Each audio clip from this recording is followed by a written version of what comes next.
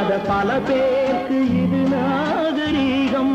முறையாக வாழ்வோர்க்கு எது நாகரீகம்? முன்னோர்கள் சொன்னார்கள் அது நாகரீகம். முன்னோர்கள் சொன்னார்கள் அது நாகரீகம். கண் போன போக்கிலே கால் போகலாமா? கால் போன போக்கிலே மனம் போகலாமா?